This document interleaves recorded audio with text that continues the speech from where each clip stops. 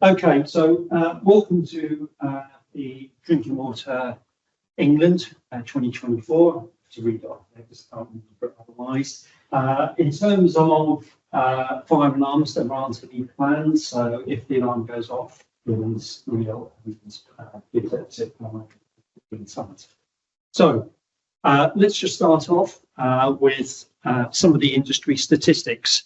Now, I think one of the things that strikes me about this is just how much water we produce per day at 14 billion litres a day to 58.82 million people, which is incidentally higher than the statistics, the Office of National Statistics for England, which is saying about 57.7. So I don't know whether whatever the reason is for the disparity, but these are the numbers that are reported to be very high.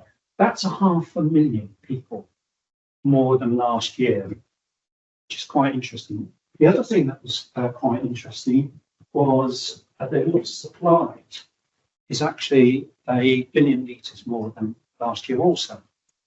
Now, whether that is some kind of reflection on water usage and population increase, I don't know.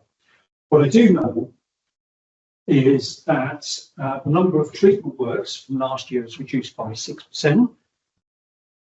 The number of service reservoirs has reduced by 3%.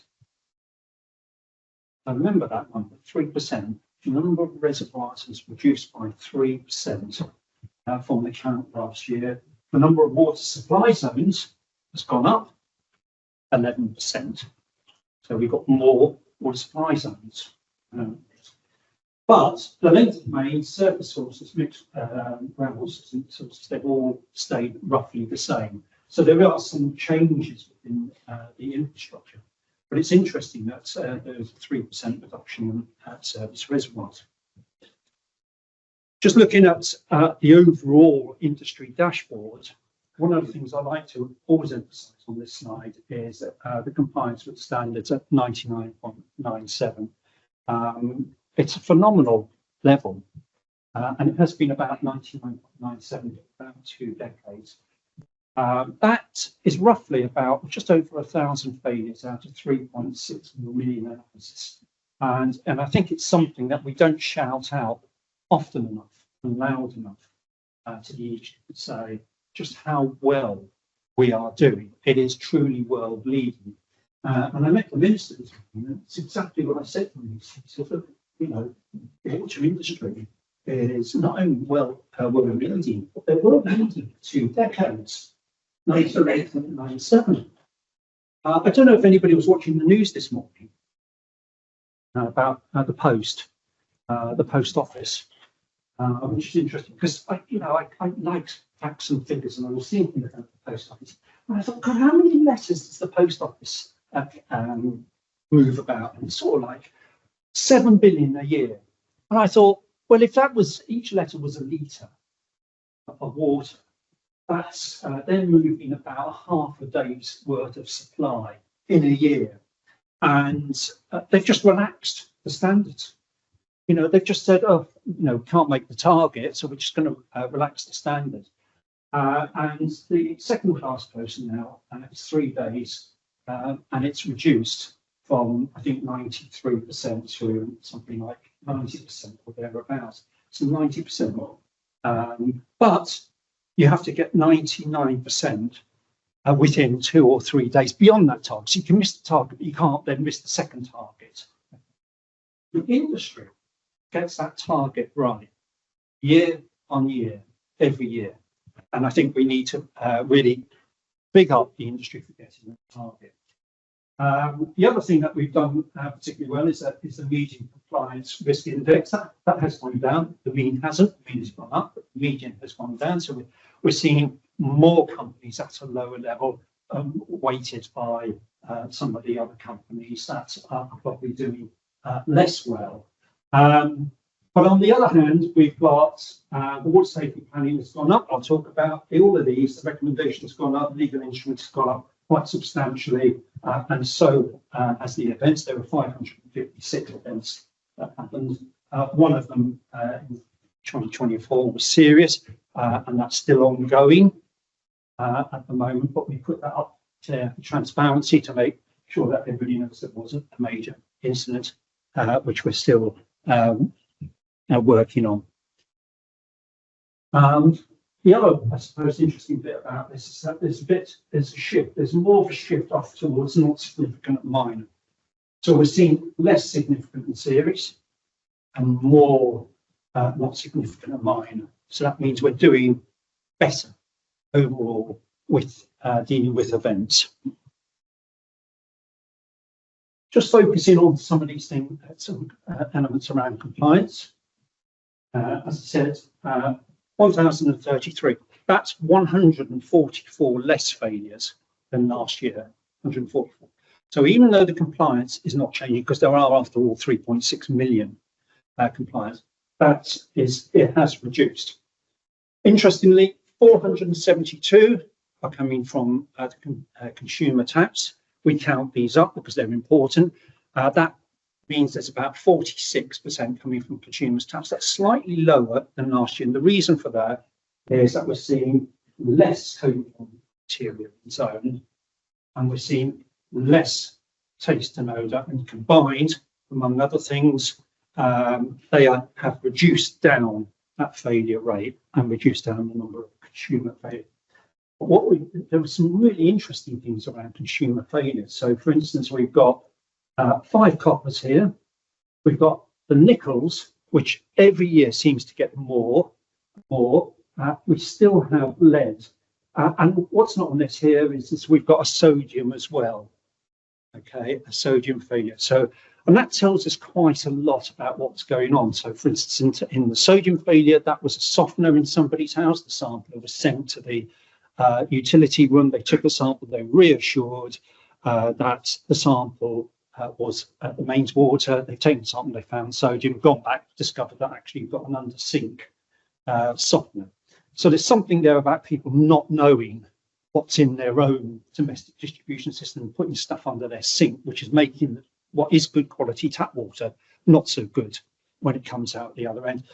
And it's quite worrying, because if you have somebody who has a softener in their tap and they're giving that, let's say, making infant formula, that can have a health impact as well.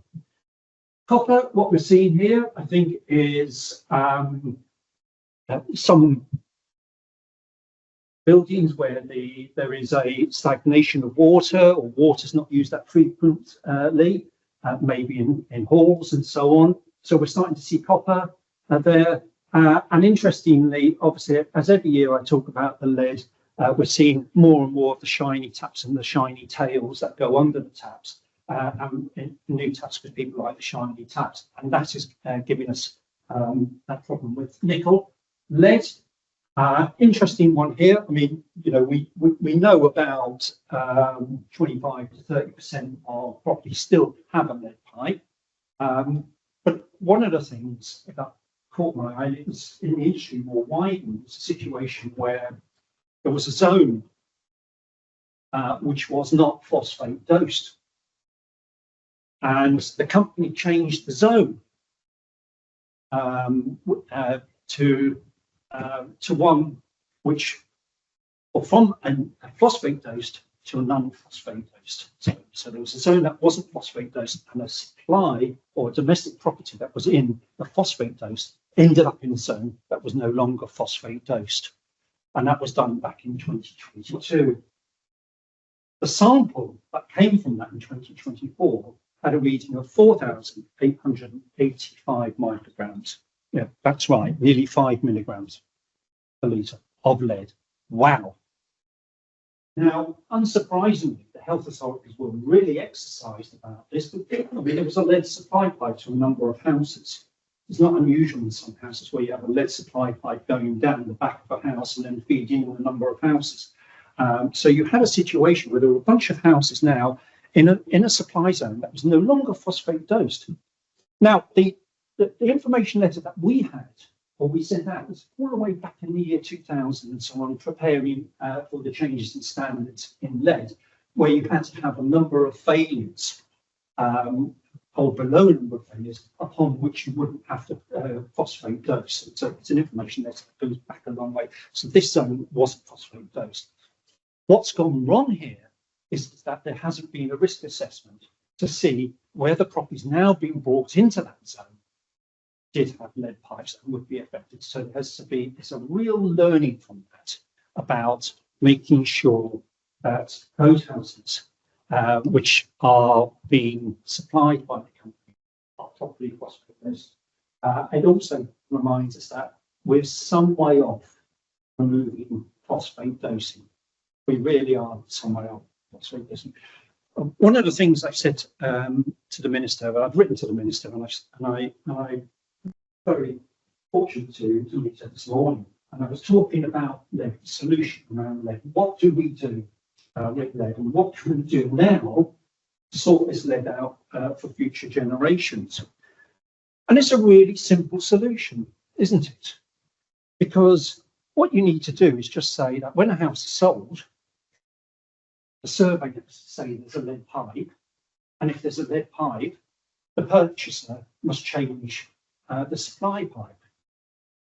Really simple, because the cost then goes on to the mortgage, doesn't it? So there's no cost to the companies, there's no cost to the administration, and it's spread out and targets those houses which are knowingly bought with lead pipes.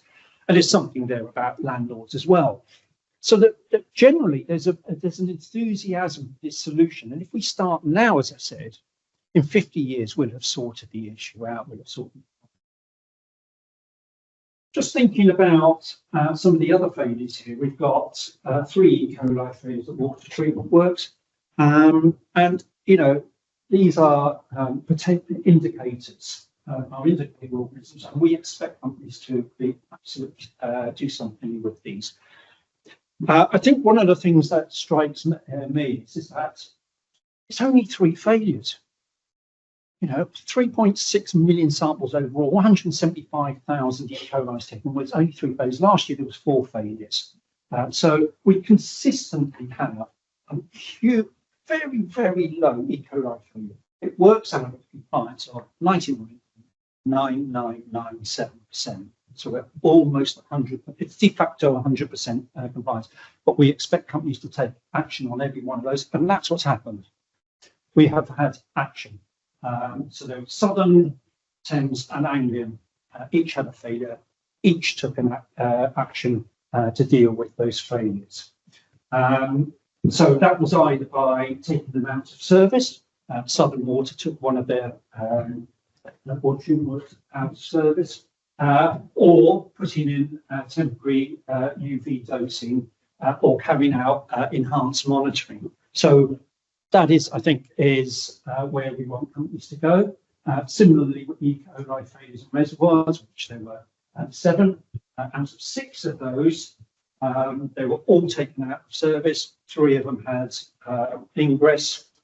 So again, rapid investigation. And where we see repeated coliforms to meet the wholesomeness standard, so 95% of samples, there were 4 reservoirs which didn't meet that, 2 from Severn Trent, 1 from South East Water and 1 from Yorkshire. Severn Trent took it out after the first failure, then 3 failures and took it out after that. South East Water, after the first failure, also took it straight out. But there is one reservoir in both of those instances where that didn't happen. Okay. So there was an E. coli failure and a coliform failure. But there were 6 coliform failures all told, and that was Outer Shore in Yorkshire. And in fact, what happened there was there was an issue of chlorate. The company reduced the secondary dosing. There was a detection of coliforms and then E. coli. And the company put first, a day later, when the result came out, 1 property on a boil water notice. And then the remaining 8 properties, because it's a small group of properties, so 9 properties in all, went on to a boil water notice, 201 days. Yeah, that's right, 201 days. Now, I know there are difficulties, aren't there? There are some difficulties, particularly where you've got supply that supplies a few small houses. That's right out on the limb in terms of balancing the supply. Take it out, it's very difficult to balance. But I don't think from any point of the service standard that 201 days is acceptable. It's a difficult problem, I understand it. There was a problem in terms of the pressure reducing valve, or non-return valve, and then there was an unknown air valve. And that's one of the dangers, isn't it? There's the danger there about not knowing some of your own assets and where they are and what kind of contamination that is, and the fact that that contamination is happening sporadically. It's not consistency. It's happening every now and again, so you can't figure out necessarily what the problem is. It's really difficult. It's really difficult to keep that supply, really difficult to find the issue and the problem, but it doesn't excuse 201 days. And I think there's some learning there for the company to think about how they deal with that and what do they do and what plans are in place. So I think that's probably the worst example, but it's one for learning, really. Okay, look, I want to contrast in private supplies, because I said, you know, our drinking water, our public supplies are really brilliant. But here we have private supplies. Now, 1.5% in England is supplied by this. 850,000 people receive their water from a private supply, of which between 4.46 have E. coli and 5.4 have enterococci. So 1 in 20 people have an indicator of fecal contamination in their supply, in a private supply.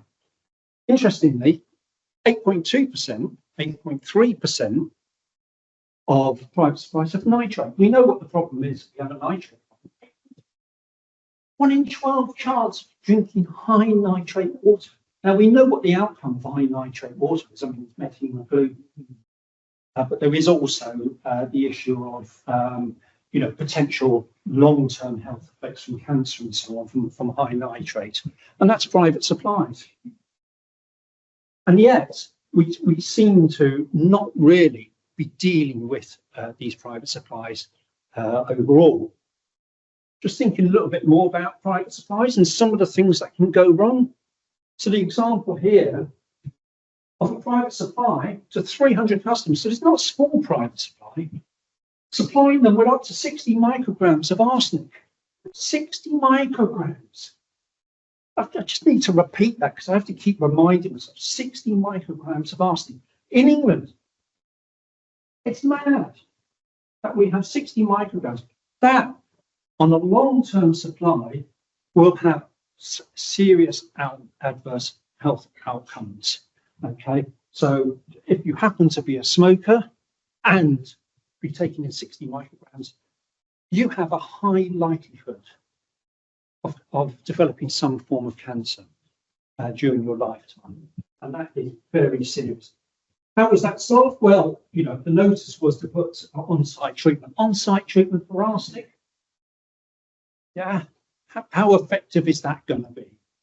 Yeah, I can see the water quality people. That's never going to happen, I mean, we do have arsenic in some of our supplies, don't we? And actually, they're well managed. They're arsenic and well managed. The boreholes are well mixed, and we keep those levels low. But it just goes to show that the only solution at the end of the day is to put it back onto main supply, or to put it onto main supply. So there has to be some real understanding here that public water supply is safe, it's good, and it protects your health. And really, that's what we ought to be trying to do with private supplies where possible. And there's a role to play there for the industry, isn't there, in encouraging people for that. Regulation 8, I keep bringing this up. This is where suppliers of onwardly supply water companies. Look, it's rampant. It's rampant that a water company supply is taken and it's passed on. There are examples here. Heathrow Airport's doing it all the time. News housing developments, dual pipe systems, and so on. In fact, it's so rampant. Any of you who are a fan of Jeremy Clarkson's Farm, and I'm not, but the reality is I did watch that particular program about the pub in the Thames area. Now, what did he do? Well, he made a deal with the neighbour farmer, and because his cesspit was just gone. Oh, and he realised that the private supply that the pub was being supplied with, he couldn't use it.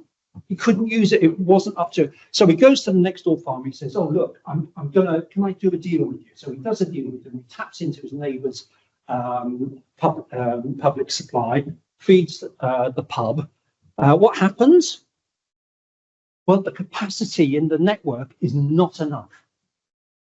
It's not enough. So what happens is the town goes out of supply, the pub goes out of supply, okay? And he has to shut the pub because there's not enough water supply.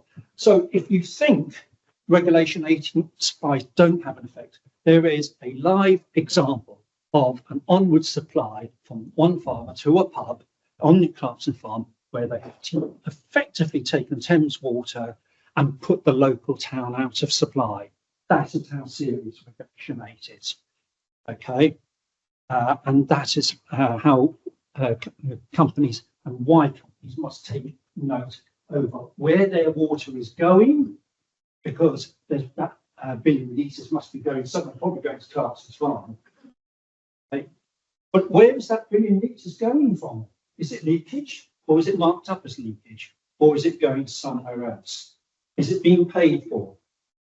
Is it affecting the supply of the local area? And is the water company going to get blamed for it? Because they will for no supply, and you'll have a service standard penalty against it as well. Okay. Compliance risk index. Okay, so I want to talk a little bit about this because every time I go out to companies, we have a bit of a chat about compliance risk. Oh, we get the compliance risk, but it hits us so hard, and I'm thinking, yeah, that's the point, isn't it? It's kind of really to motivate the company, to get the companies to focus in on where the risk is. And often I get the companies going, it's the legal instruments that are really killing me. So I thought, God, I sit back and I'm kind of thinking, because my mind works that way. It's a bit sad, really, but I kind of sit back and find, is that true? Is that really true? So my team of mathematical wizards separated out a contribution of those compliance risk indices with the legal instruments and without the legal instruments. So, okay, so the blue is the difference. So if we didn't have legal instruments, this is what the CRI would be, okay, without the legal instruments. And we are seeing a slow rise over the years, okay? So there is indeed a slight change in the risk profile within the water industry that we need to deal with. And because the focus is really on assets in this particular metric, that we get a real understanding that there's work to be done by the industry. We could do better. Okay. So whilst there is, and you can see we've got really active here legal instruments in 2022. You'll figure that out a little bit later. So just remember what happened in 2022. Okay, look, so we break this down by companies, and what I always like to look for is I like to look for something that stands out here, that's kind of different.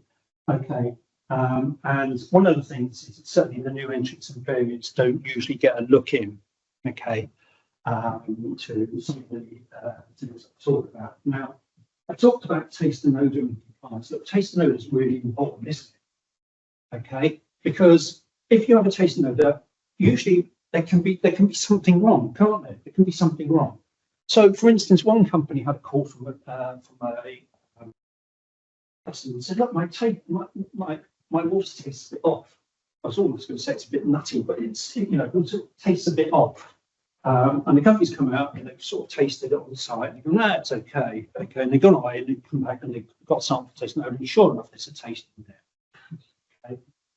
They've gone off and they've had a fittings inspection. Why have they had a fittings inspection? It's really important because you never know what you're going to find. And guess what they did find? Yep, they found a squirrel in the header tank. Okay. Now, that's a domestic distribution system. Really important. Second example, funny taste. what's going on here? Company come out, investigate on fittings inspection. What do they find? They find a cross connection with the heating system. Wow. Wow. Wonder what chemicals were in the heating system. Okay. Now, what's the learning from that? If a customer tells you that there's a problem when you taste the motor, and it's likely to be a domestic distribution, what do? You do something about it. What did Albion not do? Okay, they have one failure, which has resulted in, or one main failure, which has resulted in that CRI. Okay, which was a taste, and they didn't do anything. And I mean nothing at all. They didn't go and investigate. They didn't do any resamples. They didn't do any fittings. They did nothing, absolutely nothing. So they had a score of 5 for the parameter, and they had a score of 5 on the CRI for not doing anything. And that's why you get that. And that really stands out like a sore thumb for a small company. Okay, and that's why CRI is so useful. Okay, so we've got okay here, lead. Okay, that's an interesting one. That is. Because what's happened is they've sent their analysis for pesticides. Okay, and there's a problem in the laboratory. Okay, they can't quite get it right. So something's wrong with the AQC. And when you have an AQC failure, you've got to do the sample again. You've got to get it right, haven't you? Run out of samples. So they had to do the analysis. They came out with a result for algin and dehalogen at 0.032. Less than 0.032, and the standard is 0.03. So it's a failure. It's not a failure, but it's a failure. Okay? And so there's a lesson in there, isn't it? So they get pinged on CRI for a non-failure, okay, because it's above the detection limit that the laboratory is under an obligation to meet. Okay. So when you're thinking about limits on parameters, you must think about how low can you go. It can't be below the analytical methodology, because if it's below the analytical methodology, then actually you're giving yourself a problem, because you won't know when it's a failure, because you can't detect it. Okay. So that's what's happened to me. Let's just accelerate over to the answer cilia. Okay, so there's a green thing here, because people are probably just wandering around what's going on here with the green. Okay, that's a supply point. Okay, and that is due to 11 radon results and half a dozen chlorate results. Okay, now the geology in that area means that there's radon in the rock, and so consequently this fails radon. So they're all above 100 becquerels per litre, but they're not over 1,000. Okay, so those 11 are over 100. So it's an indicator parameter. So that unless it goes over 1,000 becquerels, then you don't. The Secretary of State doesn't require you to do something about it. However, the company has done something about it. Remember, Isles of Scilly were private supplies. So for years and years, they've been drinking water with radon in it. Nothing's been happening. And fluoride, saline intrusion, okay, as well as where we're seeing coliforms, repeated coliforms. So there's something positive here, because when you looked at the Isles of Scilly, how high was that CRI some years ago, over 5 years ago? So there's a real advantage. So whilst that looks high, actually what's happening is that the consumers in the Isles of Scilly are getting better water. They're protected. Something is being done. So that's really the highlights of that. Here just gives you a kind of a breakdown. So there's the Alvington, Rissington taste. We've got a couple of failures on Huntington, so a leak on the outlet supply. We've got an issue. I think this one here is there was a company add chlorine to after UV. The chlorine had stopped there. The chlorine isn't part of the disinfection, it's just to maintain the water. And the bulbs had to be changed because it was below 30 millijoules. So ultimately, you might Whether you had that coliform or not for that reason, it's possible. It's difficult to say, but it does go to show that you have risks here. We've got CD mill works going on, I think, on the work twice tank has resulted in turbidity. And then we've got Strensham. I know that the company there's 4 failures in 4 coliform failures, which the company is seeking a solution, has a solution coming in place. And one of the things that we're really comfortable with at DWI is recognising that the company recognises that there's a solution, there's a risk, they need to do a solution, and they've got a plan. Because if you've got a plan, that's the right thing. Nobody can accuse you for having a plan to deal with that, and I look forward to dealing with that as well. Okay, so let's move on to events here. 556 events, all told, in the last year. 31% from domestic distribution systems, so a big chunk there. 12% from ground contamination, and 12% from third parties. So somebody busting your mains or doing something that you weren't quite expecting. So if you add all of those up, when you think about 55% in some way are outside of the water company's control, you still have to do something about it. And there's a great example from Thames last year of where exactly that happened in Bramley. And this is where people start tasting something. They start going, but it's bad tasting. And why? Because people are exquisitely sensitive, not just to chlorine, but they're exquisitely sensitive to petrol, benzene. It can really taste really low, well below health. So that's caused quite a public disturbance in the area. And what's happened here? Local petrol stations got a leak from their underground tanks. It's percolated through subsoil. It's penetrated the blue pipe, NDPE, medium density polyethylene pipe, because it can. Hydrocarbons do get through the blue pipe, and the people have complained. Now, the company now has to sort that out. So they've had to eventually dig out that main, put protected line in. So it's a proper joint main. It's not just like being supplied, but proper joint main. It's gone down the main road. So the company have had to put their hands in their pocket and deal with somebody else's contamination of the soil. And that's exactly a great example of what comes. And the company were all over the papers for it. Okay? Not because they've done the right thing, but because of the perception in that respect. Okay, so the event risk index, look, we know this is quite a volatile measure. It goes up and down. It's designed to do that. It's when you have a big event, ultimately you get quite a large peak there. Generally, we see different companies shifting into that sort of top 4 and shifting back again. I think the only company that's stayed in there might be something Surrey, but only just. Okay, and that's broken down by these events, largely the main contributing events. And we've got the arsenal here, and it's chlorate. And look, you know, we talk about a warm day and a hot day, and we have sodium hypochlorite dosing. And the issue here is that you have sodium hypochlorite that breaks down to produce chlorates. And this is exactly what's happening here.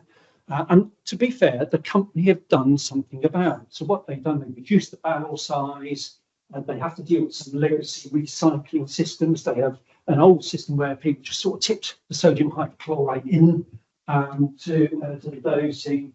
They've reduced the concentration, okay, but we're still getting chlorate results, and it's going to get worse. So as an industry, and we've sent information about it, we've just got to do better.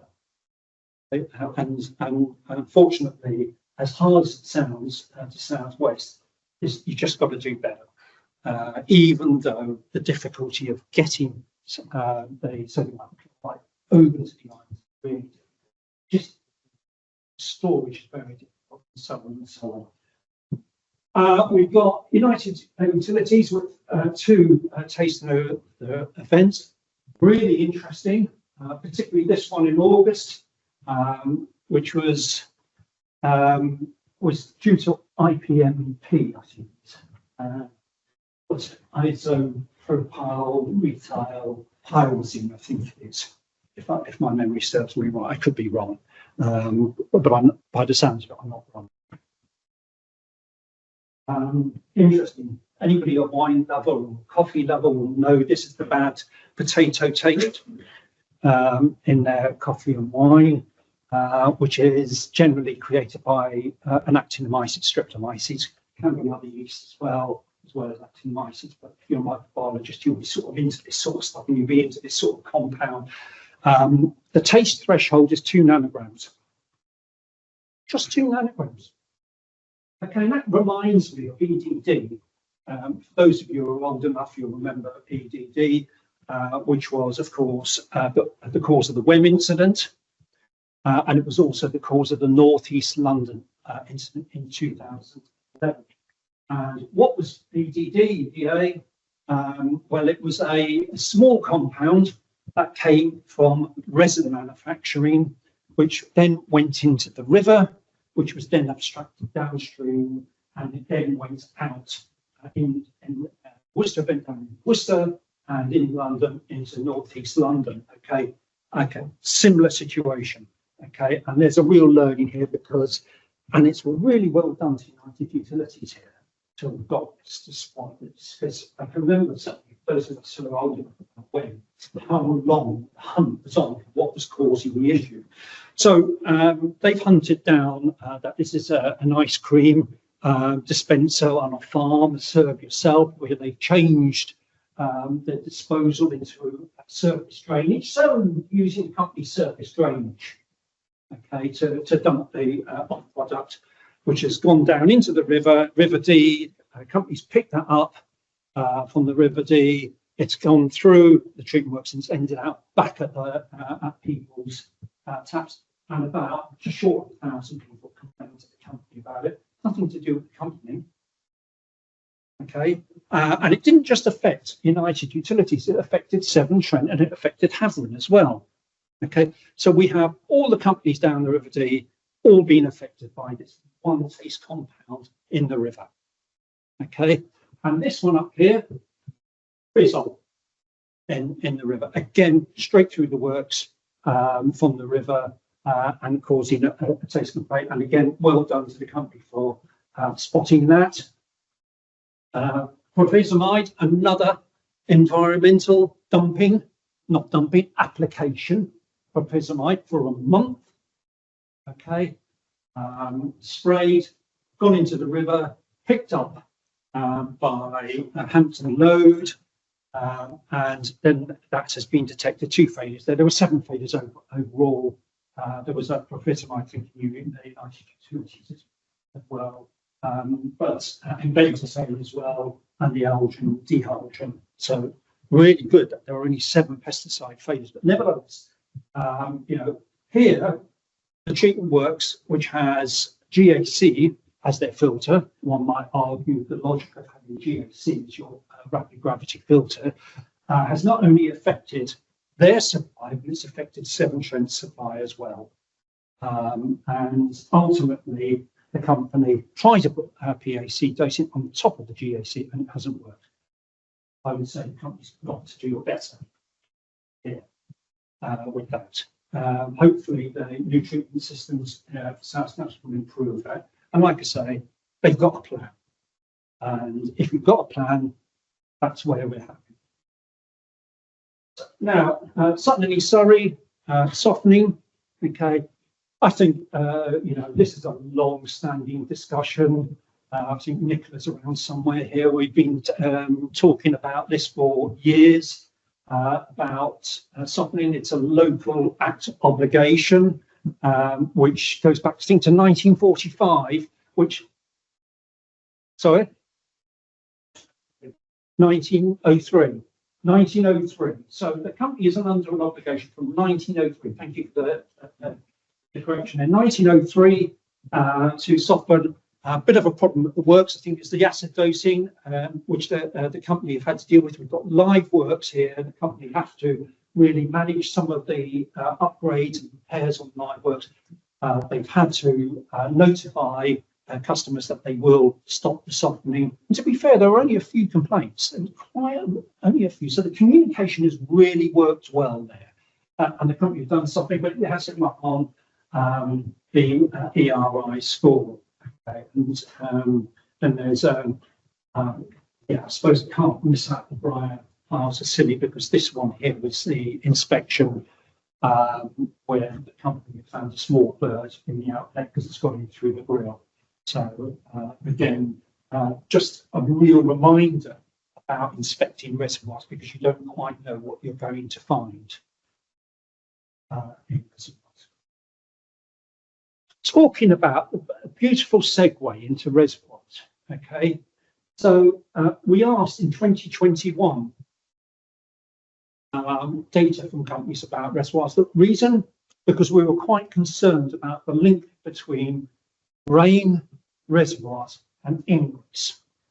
And there seemed to be a correlation between them. And we've given about 11 examples in my report, thanks to my team, where we have given examples of where ingresses happen. Now, we asked for the data, and I haven't included 2020 by myself because companies were just submitting, so it was lower, but we haven't had the full data submission. But actually what we've got is we've gone from 6%, just 4.8% to 3%. 3%. Now, that's an interesting figure, 3%, isn't it?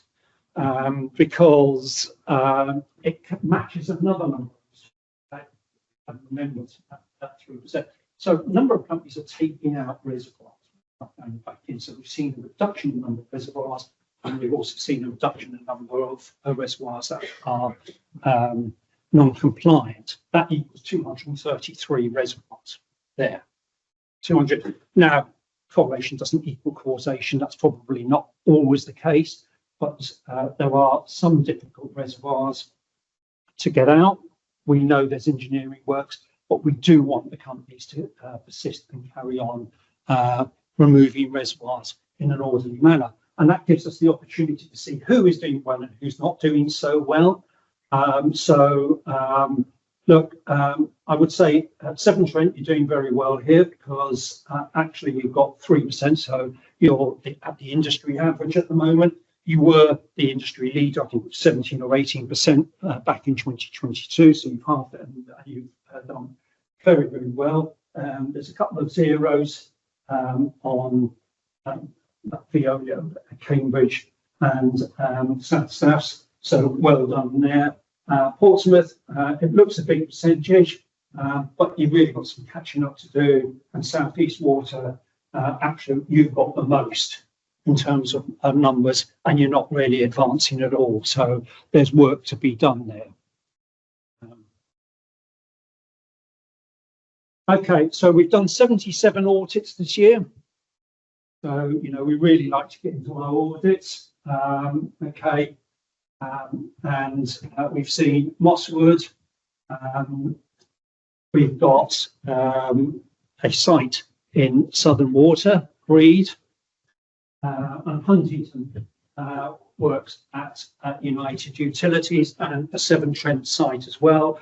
Look, so we've gone to Huntington because Huntington was the source of both of those taste and odours, the creosol, the IPMP, and it had the two coliform failures. We were interested in the GAC coagulation, that particular area, because we were trying to see whether there was a link between the taste and odours and the ability of the works. I know my team asked for a process scientist to be present. There wasn't one. Doesn't sound to me like United Utilities that after the team have asked for someone specifically to be at an audit, they weren't at an audit. So I think that's something for United Utilities to take away, because you should be really helping out the team to explain why things have gone wrong. Okay. Mosswood, look, a couple of coliform failures there, some issues. We've gone out and the site could do better, really. There's some issues around filtration, coagulation, but the real big thing here was that there was a Once again, we found a problem with water going back up to the head of the works in contravention of battery. Keep saying this every year.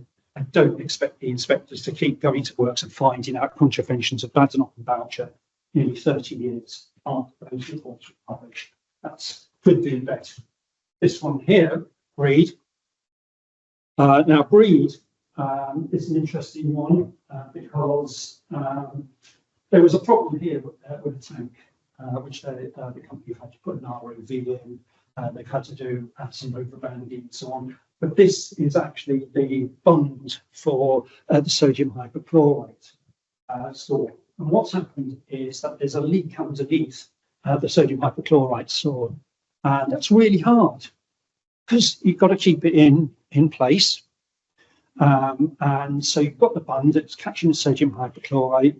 And the company have said, right, okay, what we're going to do is we're going to tanker away the sodium hypochlorite from the bund. Okay, which is what they did. So there was a problem with the third-party contractors, the dependency on the third-party contractor, and the company decided to return the bund sodium hypochlorite to the head of the works. What could go wrong? What could indeed go wrong? Now, this problem was months. I think it was 6 months that this problem was ongoing for 6 months.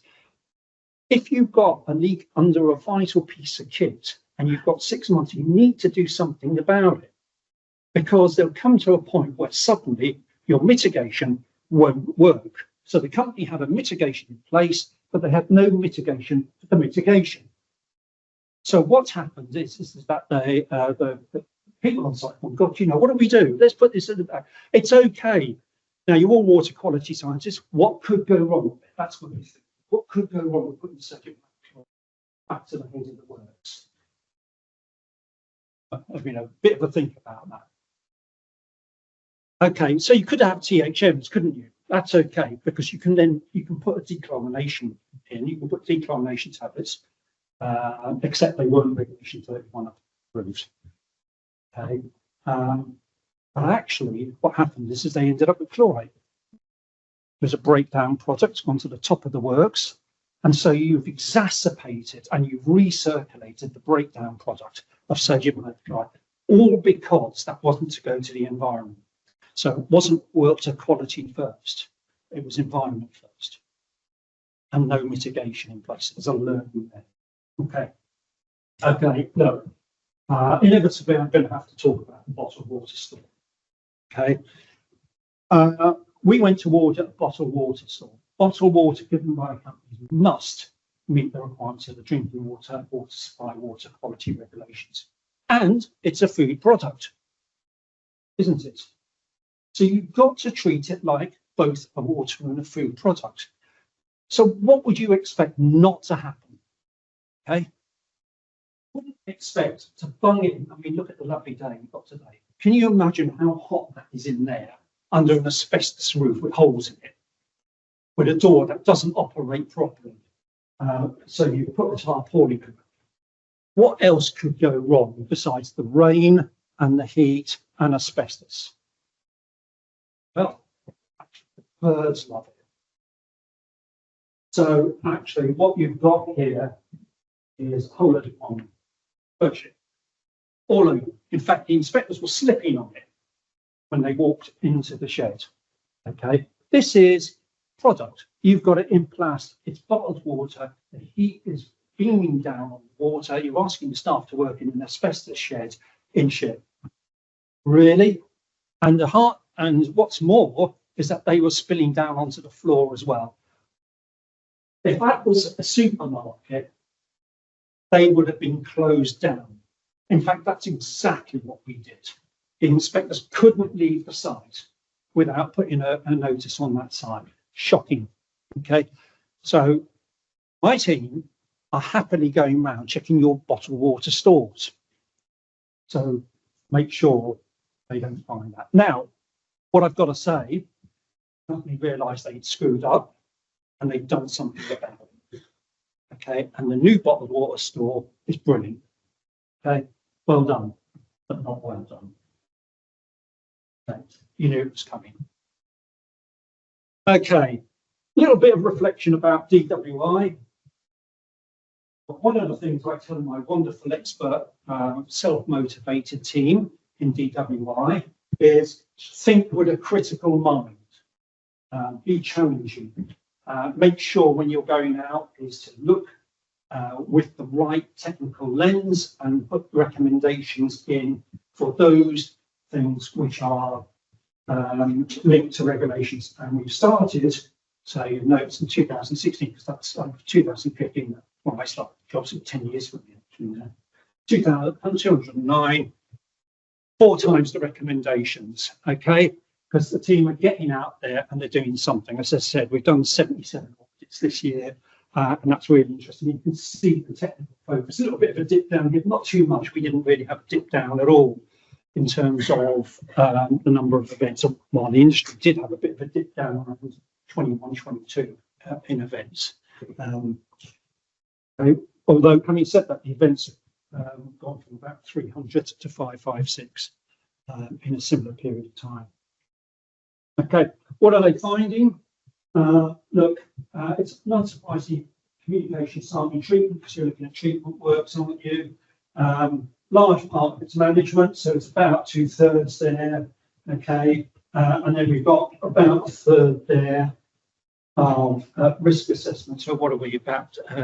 2/5 or thereabouts of all recommendations going to risk assessments thereabouts. And in fact, about 112 or 115 recommendations are going specifically to wholesome water, where there is a risk that water may not be wholesome. So there really is a message in there about where our focus is, about wholesomeness, and it's about risk assessments. We want companies to focus on risk assessments. It's really important because that's where we want to get to proactive. We've done it with compliance, but we can't stay still. We want to make sure that we're dealing with what the future issues are. Okay, and this is a breakdown of where the recommendations are. I thought this was actually quite a nice curve because it kind of goes with the size of companies. So it kind of demonstrates the fairness at which we're meting out the pain to companies overall. Even you can see how the waters have our attention. They usually stay under the radar, get away with it, but not this time. So we've been really focusing on them as well. So nothing specific standing out. You can see management definitely there, and treatment certainly is really up there as well. The only thing I suppose here is we've got management in United Utilities. We've got a lot of management in Central. They are complex companies, so it's not surprising really. No surprises, I think, is the answer for this slide.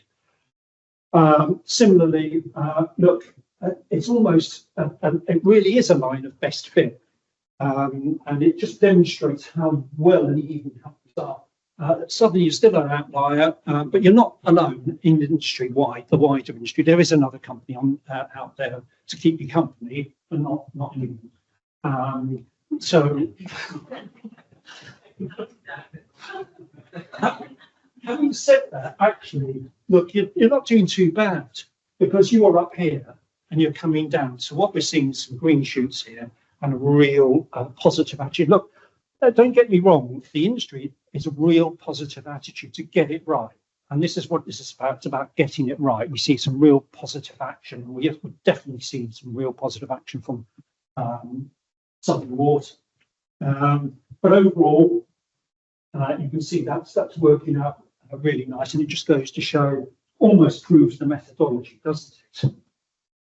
And a quick look at some of the contacts from 2005 down to 2024. And interestingly, we've seen a bit of a blip here.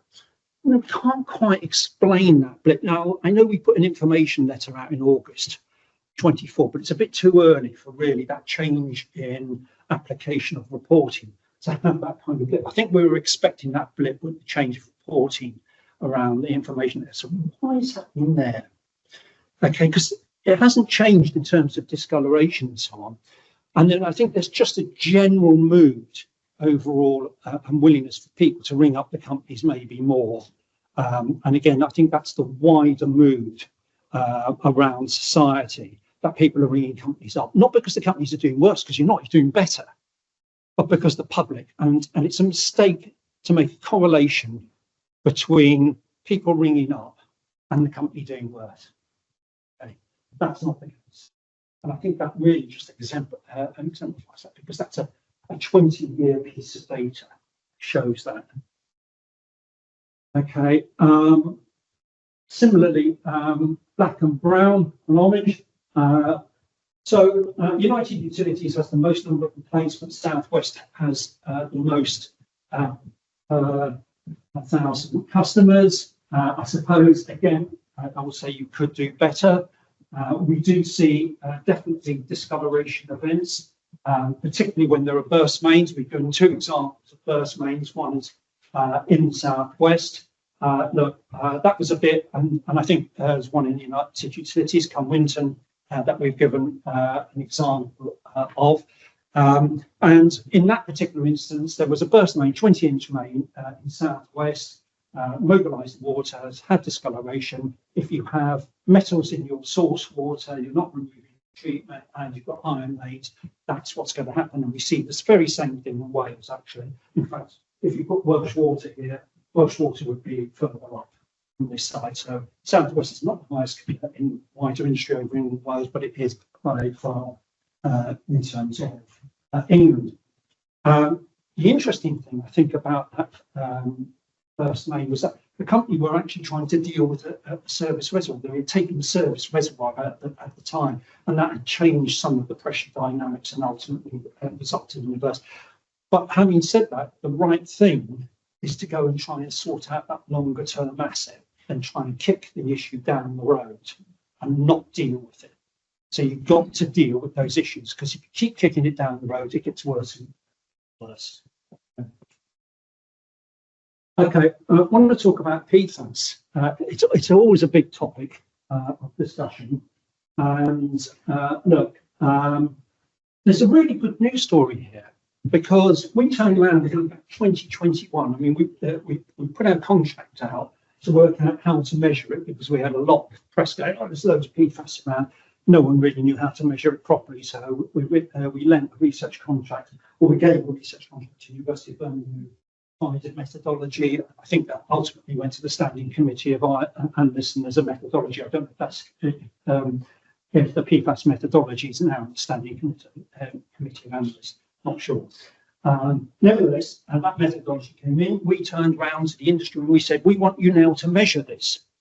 2021, big ask. Okay, about £100 a pop, isn't it, to do this? And you come along, and we now have last year 747,000 analysis. You add that up, about 1.5 million, isn't it? 1.5 million. So that is a staggering amount. It's 150 million quid worth or thereabouts that companies probably invested or thereabouts to try and work out what the problem is in PFAS. And what could be found? Well, for individual 48, nothing in tier 3. Okay, so the advice from UK HSA at the moment is that there's no evidence, toxicological evidence, above 100 micrograms for an adverse outcome. That's the current knowledge. We don't know whether that will change. We need to be prepared. So it's really a positive outcome, and we're working on the tier 2s. Obviously, we're going to keep pushing the companies, and we've now moved that to some of 48, and we're challenging 1 or 2 companies where they're quite close to that to deal with it. So really well done. Interestingly, I couldn't help seeing the news from America on this as well.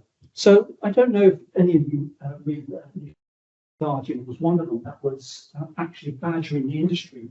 The limits should be the same as the EPA in the United States. So that was the PFOS, PFOA, and 4 others, the newer generations, because they were going to put in these 10 nanograms and 4 nanogram limits. So the news last month is that there's a rollback.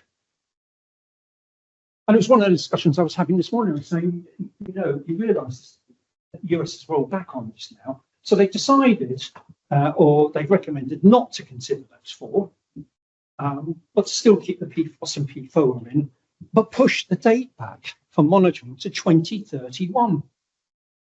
So we're now 6 years from the US from having carried out their monitoring before the standard comes in place. Okay, we, on the other hand, have done all our monitoring up front before we put the standard in. Okay, and now we're talking about the standard, and that's, we haven't put the cart before the horse. So there's something really interesting here. This accounts for about 4% of tests that have failed in the raw water. So that's a really well done for the industry. And as I said, the water industry is dealing with the outcome of what society has done with the chemical. You know, used on the clothes, carpets, cars, food coating products, you know, popcorn, burger and containers, mascara, and face cream, and all the things that everywhere has PFAS, never mind about the pots and pans. And that's all going down through waste, the waste stream down the loos, and then into the waste fill sites that has now contaminated our land forever. Water industry is paying for that. Okay. Nobody else is paying for that. Water industry is paying for that. So where's the hotspots? 1,729 done, 415 below, and these are sampling sites, so it's very limited in terms of the number of sampling sites. Obviously, there are some hotspots, Anglian Water and Affinity Water are more than aware of some of the areas that they need to deal with by working on it. Represents about 4% again of the sampling sites that companies need to deal with. So it is a very limited and contained issue. And nevertheless, we are, as I say, going to continue challenging the industry. Okay, 21% of the PFAS in the environment is PFOS. Okay. When it comes out from the treatment works, it's PFBA. Okay, so PFOS is largely removed, now no longer taking up that. PFHXA, BS, PPA, what's common among those? Well, they're C4s and C6s, aren't they? So are we selecting out the shorter chain PFAS? Is an interesting thing that might be interesting for research, because we know that carbon removes PFAS, but it's not as efficient with the shorter chain, and that's exactly what we're doing. So we are selecting out the short chains. And unless we think about the manufacturers and what they're manufacturing, and before we start rushing down and putting bans on these things, we need to understand the consequence of those actions and how that happens, and what happens. Overall, in the raw water, we see every PFAS. So it's there. We know that. Okay, enforcement. Look, a couple of things that really pop out here. AMP8, 151 enforcements. Remember 2022, just as the companies are ramping up. And the other thing is we've got the 28 notice, 111, 28.4. So this is about the risk assessment. So this is where companies have identified risks in their risk assessment. So there's a nice intersection there between AMP8 and risk assessment. And that means that's given us some real insight into the focus of the risk assessment and the use of the risk assessment to build the business planning process. And ultimately, we'd like you to do that, but we'd like it not to be so lumpy, thank you very much, because actually it doesn't happen to be that in 5 years' time you've got a risk. Okay, but that's how that lumpy cycle is happening, and here is the data to show it. Now we have 4 companies in transformation, Thames, Southern, and one of them isn't United Utilities, because you've managed to get yourself out of that, so that's brilliant. So well done. But the reality is that look, Southern has really been one of our longest companies in transformation, and that really has focused on sites such as Testwood, Otterbourne, Barwon, Ardham. And I've got to say, it's a real positive attitude about dealing with those treatment works, which have not been invested in for decades. And the company is really starting to figure out how they deal with it. Now, there's been a few issues here. Testwood, we've had a couple of problems. So there's going back to discoloration. We had Testwood where, the company is trying to do some software upgrades on their SCADA. The works is out of supply, and they're going, right, well, let's test some of the valves. Okay, they've tested the valves, knocked some of the valves, and the next thing is you get a turbidity. Now, you can see the opportunity of saying the works is out of supply, let's try and do some other things. And it just goes to show some of the real difficulties that companies have to deal with live sites and how to upgrade the infrastructure while it's going. Real challenge, particularly when there's times of higher demand and changing climate. So we've focused firmly on the risk. We've done our audit. We've put the risk assessment in. We've done the audit. All the recommendations are going towards the risks. All the notices are going to the risks. And here's the risk assessment, risk index. Okay. This here is the hazards, needy mitigation and validation. That has gone up from the last time I showed this graph a couple of years ago. Am I bothered about that? No. Okay. Why? Because it's understanding what your risks are. Okay. There's nothing worse than saying, I've got a risk and I'm going to pretend it's not there. So here is about understanding what those risks are. And we can start to see going from category E around B and A to discovery of a risk and having a plan in place. Okay, so this is where we've got the planning going, and as we say, we've got a plan in place, we're happy about it. Okay, so about 7.8 have identified a risk and there's a plan in place. Well done. Okay, when we start to interrogate that data from the categories E to A, no supply is right up there. In terms of what can we see, cryptosporidium hasn't gone away. Obviously, PFAS is there, and all of these things that we know and love, and lead as well. So these are the risks that are coming out on that area, and that gives us a real insight to some of the things that companies are tackling. And it's one of the reasons why I'm so interested in this particular area of no supply, which is showing up in that risk assessment. We can take that a step further. Okay, so here we are, we have a breakdown of the companies, and we can start to see where the companies are. There's a couple of companies off the edge there, which is, I think, Artisil's off the edge there, Haven's off the edge there. But you can see here that companies are looking at their risks. Here we see last year, Northampton looking at risk, and then re-looking at the risk that there has review. So this is a real focus by the company to start thinking about what are those risks and what does that mean, and that's showing up in that risk assessment. So that's a well done to Northumbrian, Bristol as well, and South West and so on. So it's a real realisation focusing on that. And what we did is we also asked companies to say, what's your future risk? What do you think is your risk in the category I? And companies have come back and they've gone, well, nitrate's a real problem for us. So I know that's Wessex have a big problem with nitrate, needs to be dealt with. I talked about that in private supplies. No supplies, still a future risk, and obviously PFAS. And these really are the areas that we need to focus on as an industry about how we deal with that in some of those environmental areas.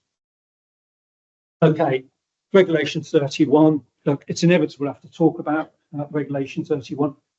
Nobody wants to put in a material which ends up like in your water tanks. Okay, it is the very, very reason why we have Regulation 31, because if you use paint on pipes and then immerse them, they have to be approved, because otherwise they might just flake off and fall down or peel away, and nobody wants that in their water supply.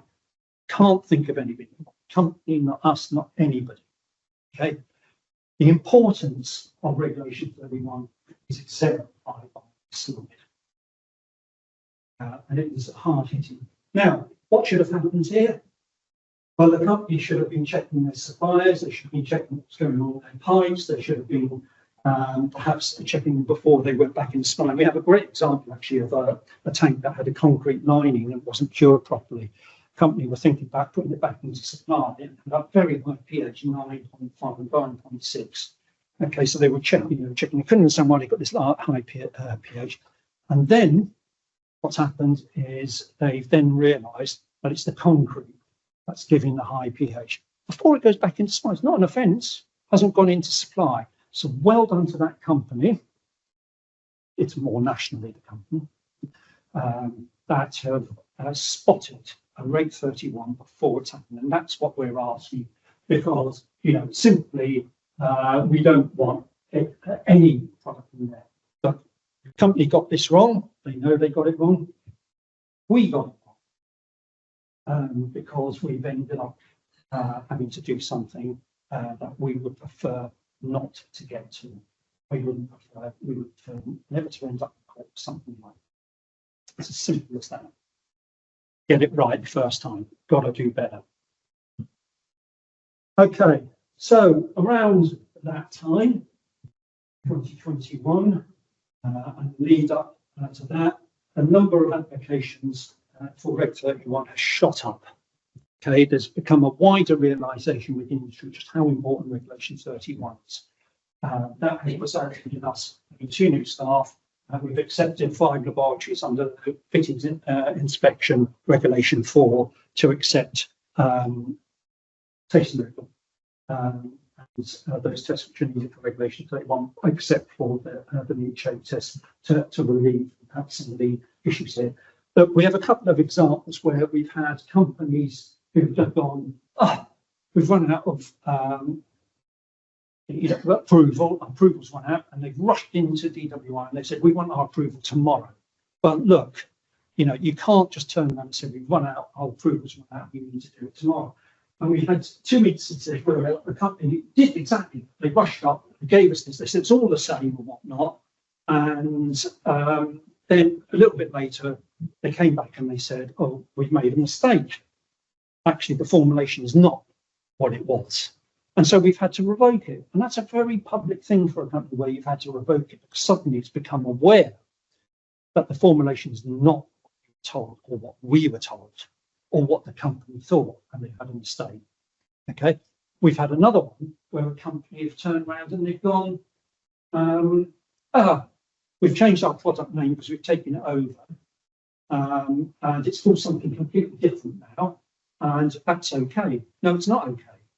Because nobody knows that this new product is now, was Regulation 31 because it has a different product name. So we've had to revoke that. So there's something there about the extra work that has then resulted and landed in DWI by people suddenly realising, actually, this is quite important. And I think the industry has realised this, seeing that new EUSR course, which is raising awareness within the industry, and that's a really positive thing to see that. So it's almost, it's like the blue card, but it's not a blue card. I think it's a purple card. So that's a real positive thing by the industry. Have we sorted all the problems? Of course, we haven't sorted all the problems. We know that when you're dealing with a commercial environment, if you have a laboratory, if laboratories don't want to do the testing, they withdraw from the market. But the responsibility doesn't rest with DWI. It rests with the water industry, because the regulations apply to the water industry. All we do is approve. Solution? But arguably, the industry could have got together and put a lump of money together and actually had a purpose-built laboratory. Or you could have nominated one of the companies to do that testing on behalf of the industry. After all, we do our testing for samples. So why has the solution come to the point where it's got to the head of the queue? Because there are now products which haven't been, and it's harming innovation. So that's about not thinking proactively, but it's about causing reactive issues. Okay, so I just want to talk a little bit about regulatory strategy in terms of what I've been doing and what I've been saying to ministers and the like. You know that my team an excellent team, got together an advisory group. I think there are some people in here who joined that advisory group as well, to recommend updates to standards. The Minister is very keen to have the water supply water quality regulations updated, but everything in Parliament is pretty slow, and it all has to queue up. And of course, we've got other things on the go as well in the water industry. So some of the things we're thinking about is the new and emerging contaminants. Who's a responsible person? So it's about third parties and other people in our water systems, because you can have somebody who's not an undertaker dealing with your mains, has no responsibility whatsoever, can be producing water, have no responsibility, and this is a vital societal product. And so that regulation reached, and once again, talking about the NAVs, a sampling schedule for NAVs is a bit mad, okay, because you've got housing estate, and you've got to do all these samples, you've got new infrastructure, and actually have the data from the undertakings at the wholesale supply water. We need to do something. Okay, so that certainly is on my radar. It's on the Minister's radar. I've written to the Minister. Sufficiency and resilience and resource recycling. As we're using more water, our industry needs to use different water. And we need to do something regulatory around sufficiency, resource recycling, because what we don't want is we don't want a product going back into a house that's cross-connected or goes through a shower and everybody comes down with a massive Legionella outbreak. So there has to be standards, and there has to be standards around the parameters, around the plumbing, around the methodologies, and around the risk assessments associated, and it has to be done properly. And I've explained that in detail about how that's done and where it should be done. And here is about how we deal with industry and some of the demands. That's like data centers and what we do. How do we deal with that problem in terms of supply resilience and extreme weather events, the infrastructure and reuse water, recyclability, and system resilience. So it's not just about what we're trying to do in 30 years, it's what we're trying to do with our assets now. So advisory groups in place, they're moving across the resource and recycling to advise the Minister. We've recommended to update the regulations, and we're waiting for some kind of schedule to come in there, quite rightly.